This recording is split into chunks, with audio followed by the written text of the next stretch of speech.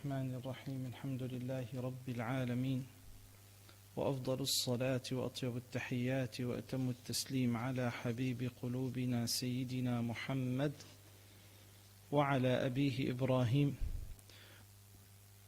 وعلى أخويه موسى وعيسى وبقية إخوانه من النبيين وآل كل وصحب كل أجمعين. اللهم أخرجنا من ظلمات الجهل وأدخلنا بنور العلم وارزقنا الأناة والحلم ومتعنا بسعة الفهم عنك يا أرحم الراحمين. Dear respected brothers and sisters in Islam, today's hadith is very important for couples, husband, wives, and even for all of us to learn our deen, our religion from proper way. And this is the good example for us how to learn our religion from proper way. The hadith is the reference of hadith, volume number 1, book number 4, the book of ablution, hadith number 179 and hadith number 180. The first hadith, روى زيد بن خالد أنه سأل عثمان بن عفان رضي الله عنه قلت أرأيت إذا جامع فلم يمني قال عثمان يتوضأ كما يتوضأ للصلاة ويغسل ذكره. قال عثمان سمعته من رسول الله صلى الله عليه وسلم فسألت عن ذلك عليا والزبير وطلحة وأبي بن كعب رضي الله عنهم فأمروه بذلك. The meaning of this hadith, Zayd ibn Khalid asked Sayyidina Uthman ibn Affan. Uthman ibn Affan, the third caliph after the Prophet Muhammad sallallahu alayhi wasallam. And he was the son-in-law of the Prophet Muhammad sallallahu alayhi wasallam. He get married with two daughters of the Prophet Muhammad sallallahu alayhi wasallam. He get married with the first daughter. When this wife passed away, the Prophet Muhammad sallallahu alayhi wasallam gave him other daughter as a wife as well. When the second one passed away, the Prophet Muhammad sallallahu alaihi wasallam said to him, if I have third daughter, I'll give you. But I don't have now. Uthman ibn Affan, one of the best supporter at the time of Rasulullah, for Rasulullah and for the nation of Rasulullah.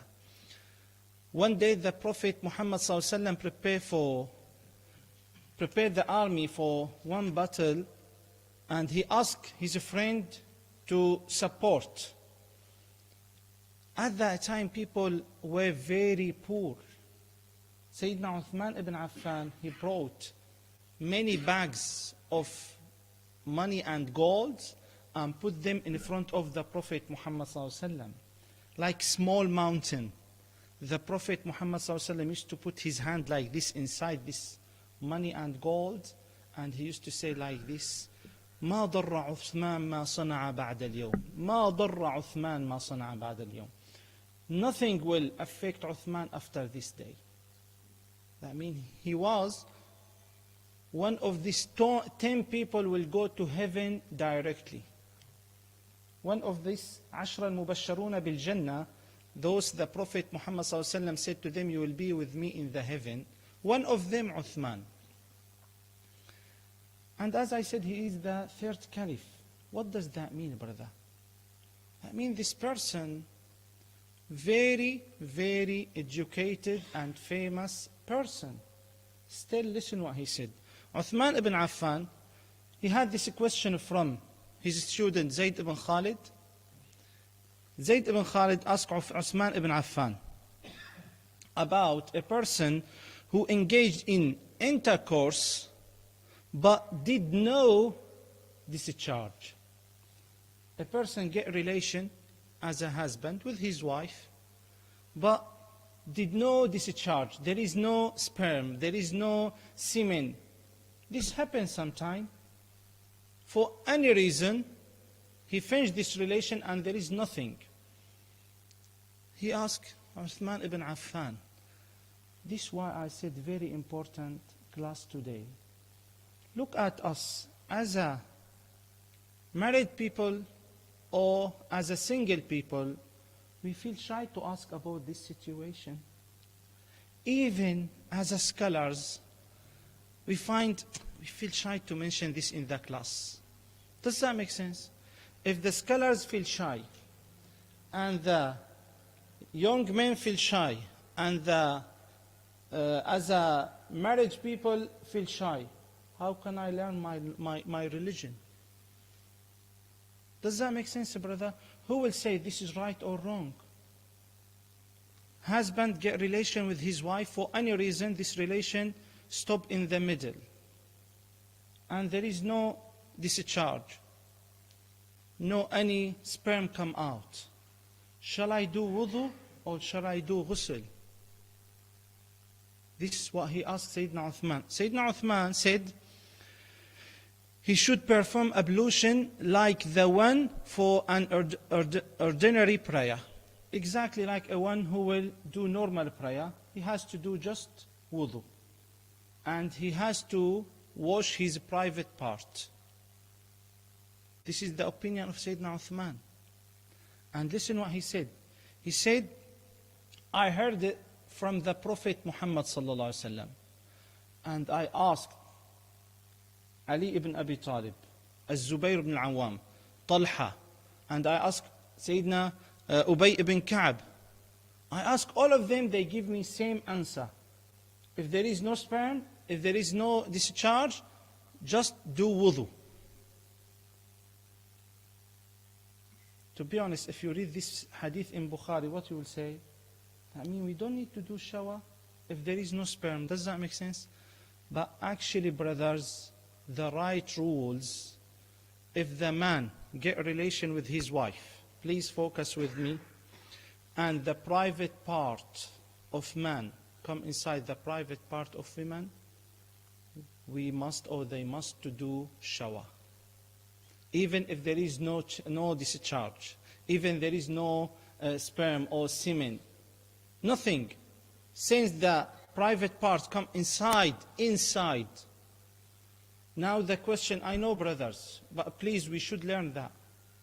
We should learn that. A husband touch his wife, but nothing come from this part, private part, inside the other private part. We'll say there is no shower. Since we say in English glance, you know glance? The top of private part of male come inside. And this is what the scholars used to teach us, like this, come inside. The top of come inside, we say, now, if you get discharge or no, you have to do shower. Do you understand me now? Shaykh, but there is no sperm. We don't need that. Okay, Shaykh. There is nothing come inside other thing. Just husband, wife, but nothing come inside. We say we don't need shower. The point now, there is nothing come inside, but one of them get sperm, get discharge. We say who get discharge, he has to do shower. Is that clear? Alhamdulillah. Look at now the hadith in front of us, Shaykh. You said Sayyidina Uthman, Sayyidina Rasulullah, Abu Bakr, Ali, Zoubaa, Talha, all of them, they said we don't need. This is why I said at the beginning, we should learn our religion from proper way.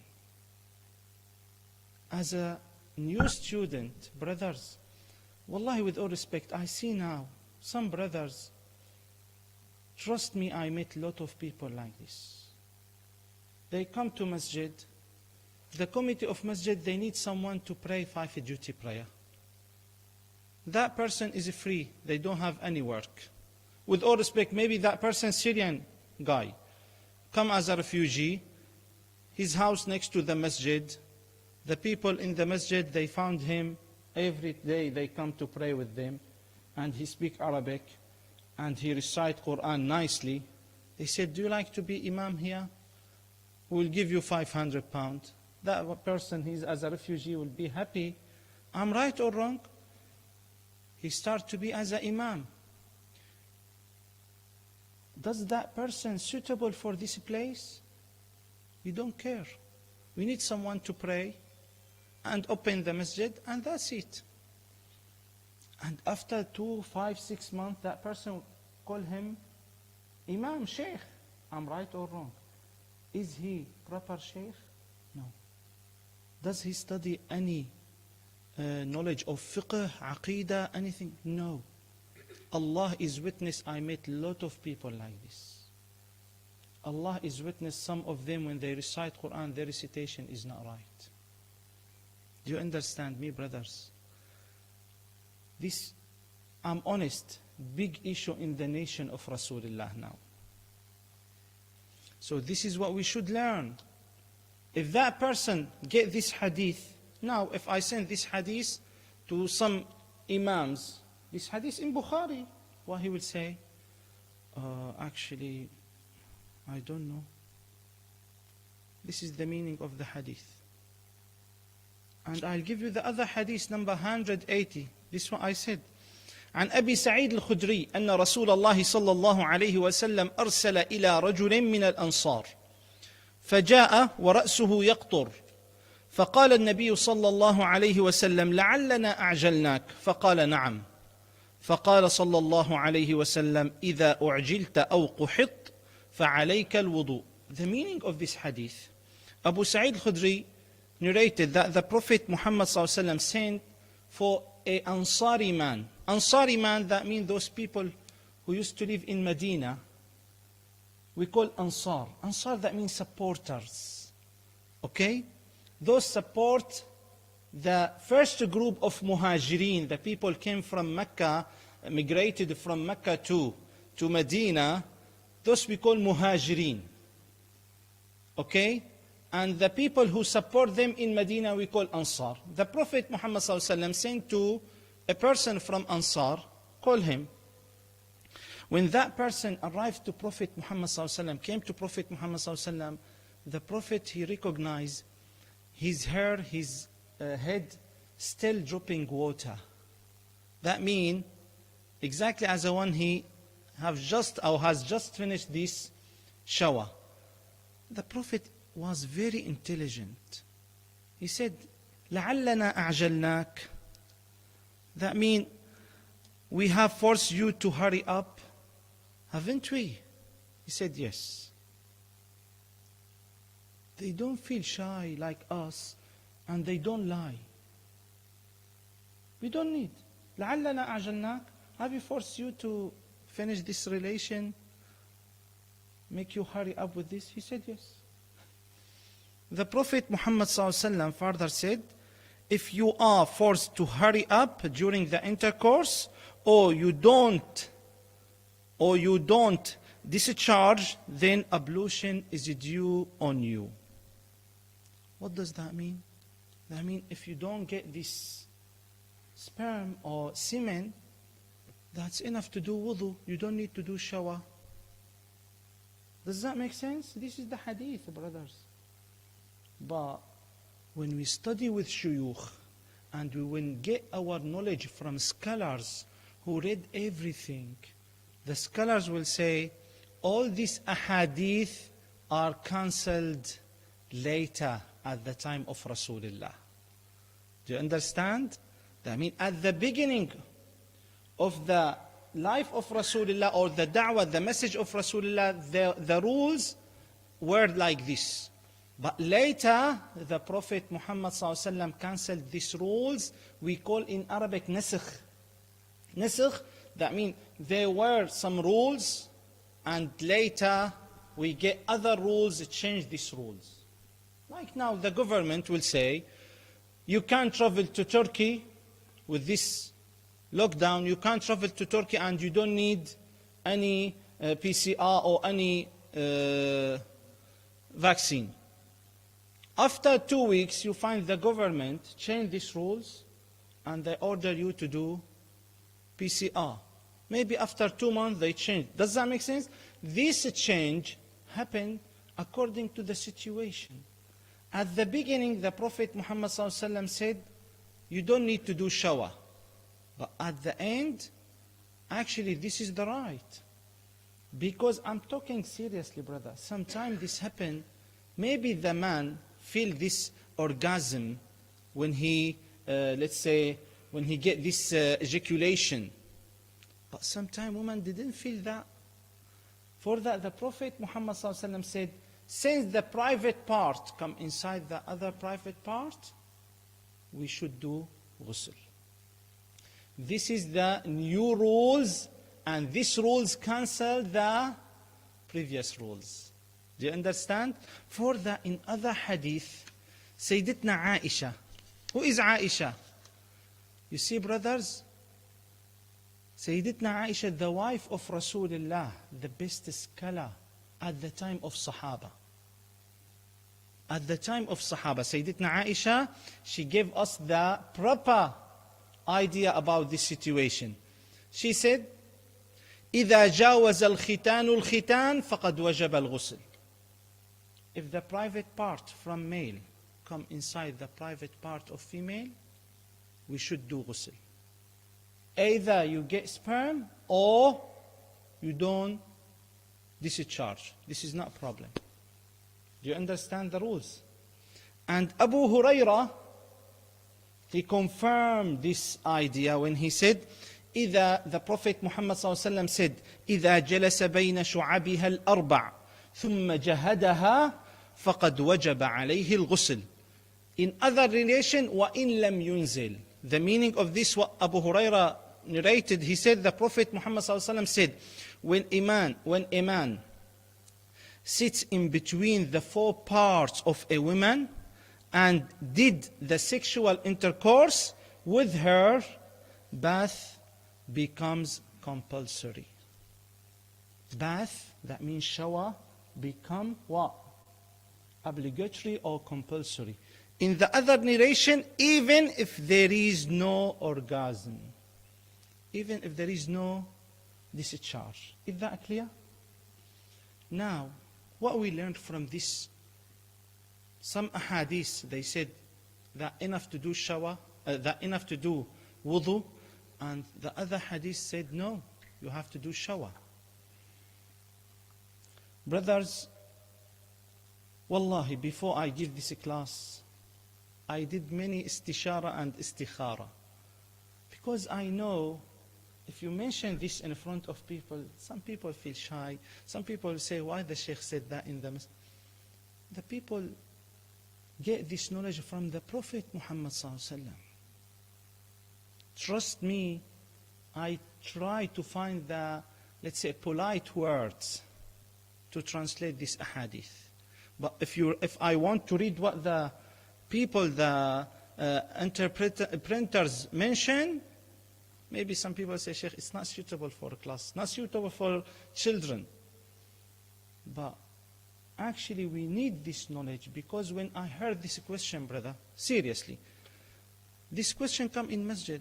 Some brother, they said, Shaykh, if I take off my trouser, shall I refresh my wudu? Let's say a person want to change his trouser, and he take off his trouser, and he need to get other one. Some people, they think you break your wudu and you have to redo it. What does that mean, brother? That mean majority, no, I will not say majority, I will say maybe 30-40% from people, they don't have a proper knowledge, brothers. They don't know what is the right, what is the wrong. Some people, Allah is witness, they don't know what is the proper relation between husband and wife, and they feel shy to ask. Some people, brothers, I get this question here, I think 2-3 months ago. He said, Shaykh, is that right? If the wife get this period, we cannot get relation? Actually, brothers, as a Muslim, this is, we can say, the basic knowledge of Muslim person. Does that make sense? When you find a man, his age 50 or 55, come to ask you this question, at that time we should think, what happened with the Muslim nowadays? If person 55, he has nikah before 25 years, and he doesn't know that it's not allowed to meet your wife during the circles times or during the period time, actually this big problem. This show us that means some people, they feel shy to ask about their religion. Do you understand me, brothers? For that, I prefer to mention this subject to teach us the proper way from perfect knowledge, inshallah. Do you understand me, brothers? This is what the Prophet Muhammad ﷺ taught his companion.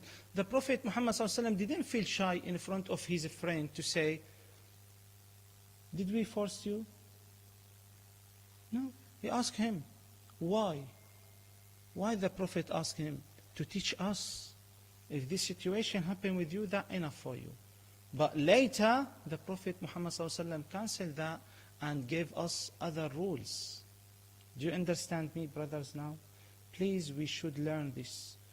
I read during Ramadan, I read that in some books.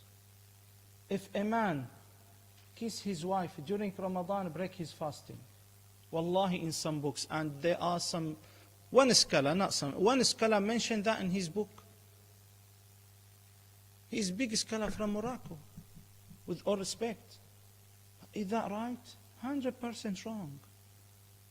Sayyidatna Aisha, she said, the Prophet Muhammad ﷺ kissed her during the day of Ramadan and hugged her during the day of Ramadan. That scholar said, we are not like the Prophet Muhammad. Brothers, we learn, we have important idea. If some rules is special for the Prophet Muhammad ﷺ, the Prophet Muhammad ﷺ will say, this is special for me. You cannot copy me with this way. But otherwise, if the Prophet Muhammad ﷺ didn't mention that, that means this rules for all people. Before the Prophet Muhammad ﷺ passed away, he said to his companions, if you want to get 70% of your knowledge, you can get it for this religion. For this religion, you can get it from Aisha. Why? Because Aisha, my wife, the wife of Rasulullah, and she spent with him the special time, private time. And this is what Aisha taught us. In the other hadith, Aisha, she said, I get that with the Prophet Muhammad ﷺ. She started the relation with the Prophet Muhammad ﷺ, and nothing come out. Nothing but the private part come inside the private part. She said, I did shawa with the Prophet Muhammad sallallahu alaihi wasallam. This, if Aisha didn't mention that, maybe we keep ourselves with the first rules. Does that make sense? So this is what we need to learn and to get our knowledge from proper way, brothers. Brothers, Allah is witness. Go and find this hadith. You will not find, maybe you will find even on the social media, you will not find maybe one video or two videos and didn't mention the hadith clearly. They give just, like, let's say, simple idea for that. Actually, I'm serious, I find people don't have proper knowledge even about the relation between husband-wife, sorry. Does that make sense? So please share this information. Last idea, as a parent, before to say to your son, my son, I will find nice gift for you, go and teach your son and your daughter what is right, what is wrong. Do you understand me, Shaykh? Wallah, I feel shy to speak with my son about this subject. Why? Would you like your son get his knowledge from the YouTube or social media or internet or what? Does that make sense, brothers? If you feel shy, say, Shaykh, can I get appointment? I need my son to sit with you. Shaykh, do you have any female teacher? Because I need your daughters or my daughters sit with this female teacher. Do you understand me, brothers? Allah is witness. I saw maybe hundred situations show us the parents and the children on the wrong way because of this point. We feel shy to ask. Allah bless all of us and give us proper knowledge. For that, please don't feel shy to ask. If the idea clear in your mind, now or later, that's fine. If you find yourself, I'm not sure if I understand the idea or not, ask. Okay? Allah bless you and keep all of us on the right way. And may Allah make this class for the sake of Him and give us beneficial knowledge, inshallah. Yes,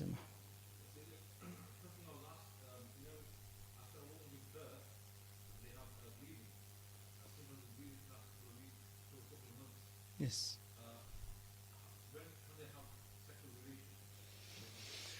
When the lady get birth, we have this 40 days we call nifas. Nifas or nafas in Arabic. Nafas, that means the lady is not ready to get relation with husband. Okay? Some parts of her body are bleeding, so it's not suitable to get this relation. For that, Allah order us to stop this relation after birth. How long this? Maybe this will come few days, maybe 1 week, but maximum 40 days. Okay? Maximum 40 days. After that, we say nothing, and you can get this relation. But maybe she will get tuhur, she will be clean after 1 week. Okay? So this is depend. Is that clear? Inshallah. Yes. Sure, there is some marriage in our country, especially in the world. Let's say it's called contract marriage. So there is not any more power than Fadi or anything. They're just getting together. And this among our Muslims community. So Allah bless you. Good question. The question, brother said, some countries, Muslim countries, they get nikah without mahar, without dowry. Just zawajni, zawajtuka, that's fine. The authentic hadith, brothers, the authentic hadith. لا نكاح من غير ولي وشاهدي عدل. Any nikah without the permission of parents, especially for female, for girl, and without 2 witnesses at least, this nikah is invalid. Do you understand me? And the Sahabi, even Sayyidina Ali, when he asked the Prophet Muhammad ﷺ to get Sayyidatna Fatima as a wife, he said, even if you find the metal rings, but you have to pay something as a dowry. Do you understand me, brother? So, in madhahib, I will not explain all madhahib. In the madhahib, in the Hanafi madhab, better to give mahar before the nikah. For the brothers who come to our masjid today to get nikah, I would say give her at least 50 pounds, 100 pounds, 500 pounds. Shaykh, we write on the paper, her dowry 10,000 pounds. Did you give her anything from this 10,000? No, later. No. You have to give her something now. Now. Do you understand me? This is the sunnah. And the best, give her all her dowry at the same of mahar. Your dowry 10,000, 5,000, this is 5,000. Start the nikah. This is the best, brothers. It's not nice to say later, oh, we will buy gold. Should do something or give something at the time of nikah. Second point, nikah must be with permission of parents.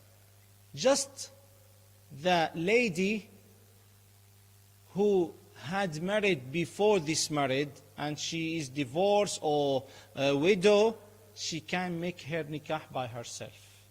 But as a single lady, she cannot. She has to get the permission of her parent, her dad. Okay?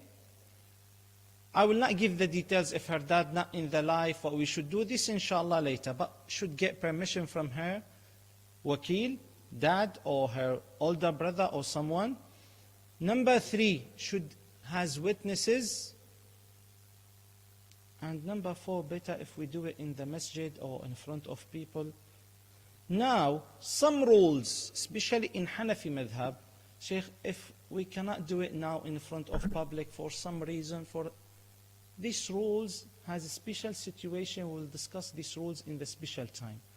But in the proper way, nikah, there is the husband, the wakil of the woman, or the woman, she can do it if she had previous nikah and now she is divorced or she is widow, okay? And there is mahr and there is 2 witnesses at least. Is that clear, inshallah? I know because some rules in Lebanon. If you go to Lebanon, boy, his age 18, girl, his age 18, they can go to any police station, seriously. They will say, I will get nikah together, okay? Give me your name, your address, the details. You are husband, wife now. In Islam, this is invalid. Is that clear? Inshallah. Just speak up, please. Speak up. Oh, sorry. Yeah.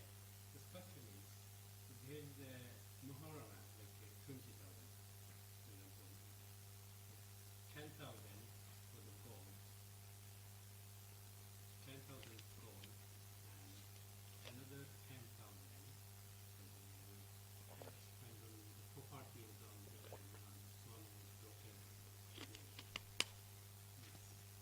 Is that acceptable for 20,000 over?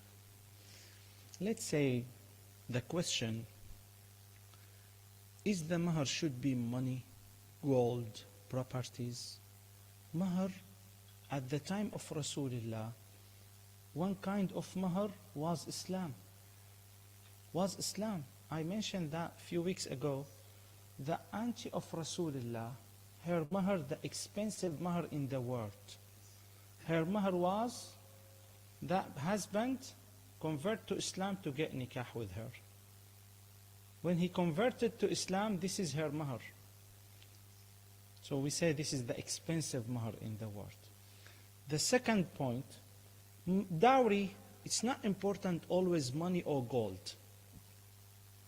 But it's important to give this dowry at the time of nikah, or part of this dowry at the time of nikah. Unfortunately, as you said, currently people, they like to make this dowry very big or very high, like 10,000, 20,000. The Prophet Muhammad ﷺ said, the barakah in nikah when the dowry will be small dowry or little amount. This is the barakah of nikah. Let's say this family, rich family, get nikah from other rich family, no problem. And they can pay 100,000 pounds. Okay? We should understand this mahr, if he gave her this 100,000 pounds, this is her money now. Not her parents' money. They cannot, the parents, take from this money, because some parents, they take this money for themselves. We give you like goods in the market. We give you this goods and you give us the money, take this good and we'll take the money. No. This money for the wife, the girl. This first point. And just extra idea, she has after 1 year, if this money still and more than nisab, she has to pay zakah for this. Second important point. Some people, they do, this is famous in Arabic Muslim countries. What they do dowry two parts. One prompt, directly I will give you this money, and one deferred, later. And this is famous seriously in Syria, Jordan, Lebanon, Saudi Arabia. What they say? They say the dowry of this girl, 1 million. We'll give her now 100,000 and 900,000 later if they get divorced or no. This is not when she get divorced she will get this money. No. This money, her money. And this debt upon you. And the Prophet Muhammad said, this debt, the hardest debt on the day of judgment. Because look what happened now. The husband, after 20, 30 years with his wife, passed away. Okay?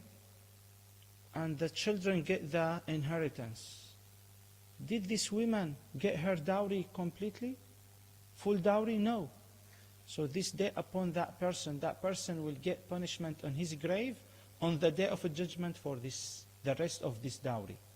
Do you understand me with this point? So the first thing, if the husband died, will ask his wife, did you get your dowry full amount? No. The first thing, give her the rest of her dowry. Is that clear? Please focus with this point. Now, the dowry, we give her £100,000 and 900,000 later. Since this 900,000 with you as a husband, you have to pay for zakah. If you do any business with this money, you have to share with her. Otherwise, you are guilty. Do you understand me with this point? Trust me. Trust me if I say 90% of people, they don't know these rules. They don't know these rules. Wallahi, one day I attend nikah. They said, Shaykh, just write on the paper. No one cares. Yes, we don't care, but Allah cares for this. Do you understand? Allah bless us. Yes. So what if the payment was due by part of it and the man died, but the wife then said, I forgive you? We cannot accept this forgiveness. Do you know why? We'll say, go to this woman, give her the money. If she get the money and she said, this is for you, at that time we accept. Do you understand? But because the woman has, nice emotion, and her husband passed away, what she will say? I'll forgive him. But after 1 year, where is my dowry? And on the day of judgment, she will say, Ya Allah, he get my right. And I didn't forgive him from my heart because I was sad. ما أخذ, listen to this rule, brothers. ما أخذ بسيف الحياء فهو سرقة. What does mean haya? When you come to me and you get something I dislike to give you, but because I feel shy, I gave you. This we call sariqa. Sariqa, when you steal something from other person. Is that allowed in Islam? Same rules. This happens sometimes. You find like you have something and some brother, can I get one? You feel shy. And you say, okay, get one. In Islam, this is not allowed. This is sariqa. Same situation. She is sad. She lost her husband. And do you forgive him? Yes, I forgive him. No. Give her the money, then ask her. Would you like to give this money for your children or for other? Yes, that's fine. You get your right in front of Allah. Is that clear? Yes. Same. Allah bless all of you. Yes, Mahfouz.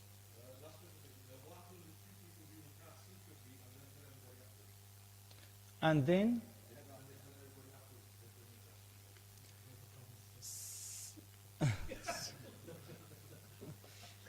this happened to be honest.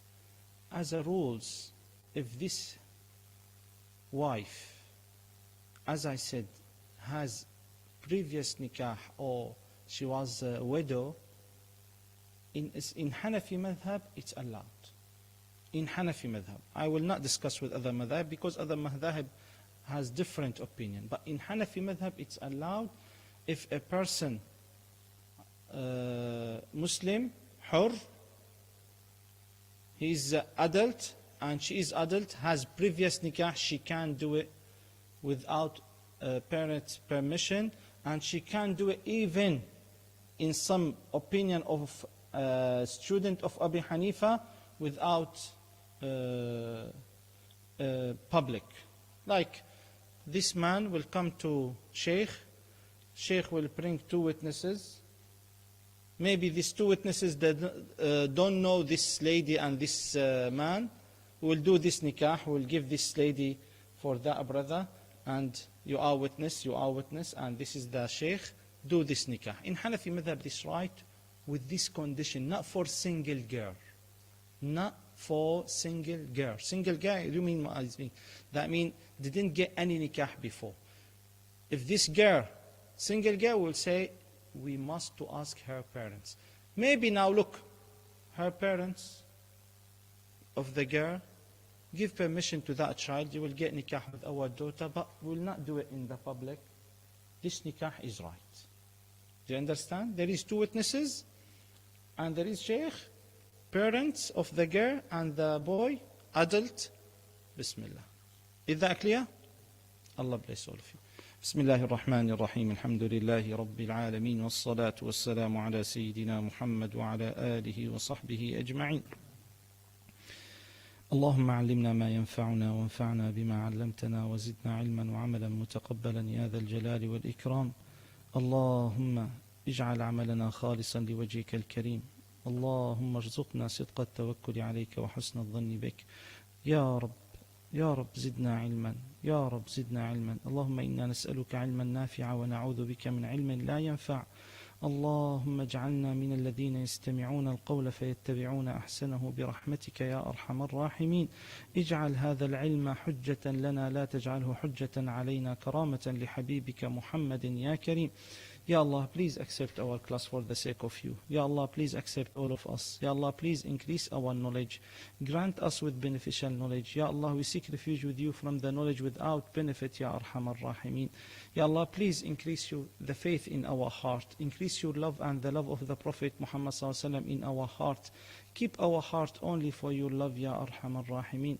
Keep our heart, our tongues busy with your dhikr and recitation of Quran, Ya Arham Ar-Rahimin.